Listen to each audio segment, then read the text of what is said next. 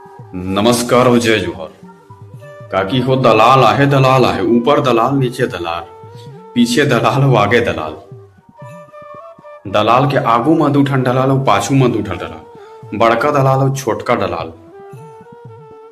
जियत है दलाल है, मरे है दलाल। काकी दलाल है कहाँ? बिलासपुर के मरवाही में, जीपीएम गोरेला पेरंडा मरवाही में। काबर की वहां के दलाल कोनो है वर्दी धारी है दलाल है, जे मन है इस्पा संचालक अमन जो इस्पा संचालक रहते अगर से दलाली में हर महीने 30,000 मांगते काकी।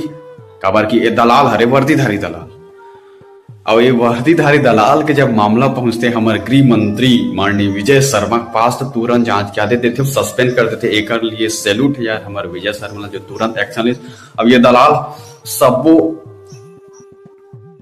तहसील में फैले है। जी हाँ थाना है तिहा। काबर की ये दलाल है ना काकी, चरित्र प्रमाण पत्र बनाए जावे तब 500 रुपया देवे तब ये दलाल मन तो चरित्र प्रमाण पत्र बनाते। चाहे पाटन के पुलिस रहा, चाहे कोई भी पुलिस रहा, कहीं भी स्टिंग ऑपरेशन करके देखो एक बार।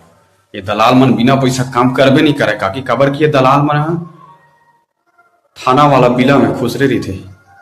अंडरग्राउंड बात ला जब खोजबीन करबे तब पता चलते काकी ये दलाल मन।